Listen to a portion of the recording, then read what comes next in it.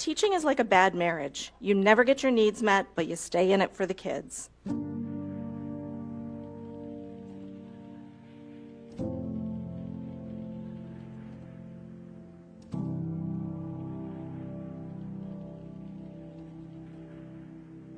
My name is Amanda Kaufman, and I resigned my position as teacher for the Shawnee Mission School District effective immediately.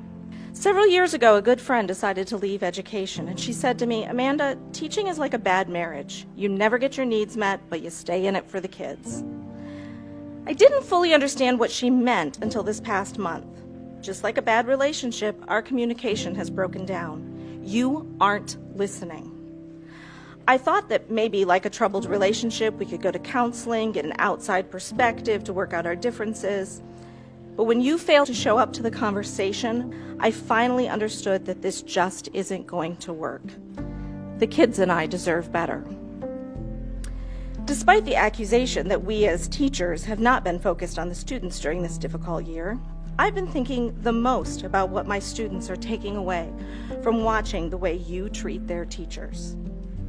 Talking to the board or the administrators in this building is like shouting into the wind, and I won't waste my breath.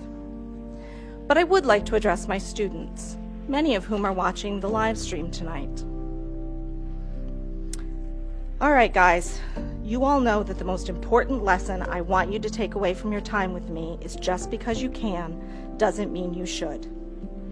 Usually I'm applying that lesson to technology violations or intellectual bullying. But it's true in life as well. I could accept this contract, smile, and stay silent about the lies the district perpetuates about its teachers, but that doesn't mean I should. I hope that in your future relationships, whether they be personal or professional, that you will walk away when you should. Just because you can accept less for yourself doesn't mean you should. Here's another important lesson. Despite what you may be told, respect should not have to be earned. It is owed to you as a human being, especially by those who have power over you in some way. Disrespect in an uneven power dynamic is bullying. When we see bullying, we must stand up and call it out, even when it's hard, even when it comes at a cost. Just because you could stay silent doesn't mean you should. Starting over is never easy. You 8th graders know that well as you prepare for high school. Let me assure you, it only gets harder as you age. But just because you can stay in a familiar place doesn't mean you should. Go chase your dreams. Find your passions. Remember me in your acceptance speeches. But don't worry about me. I'm a highly educated, very talented teacher.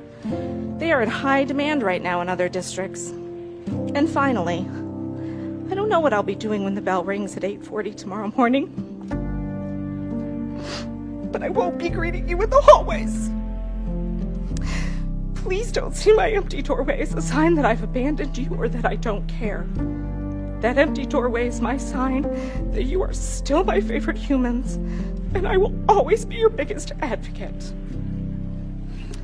There will be no clarifying questions I don't answer to you anymore.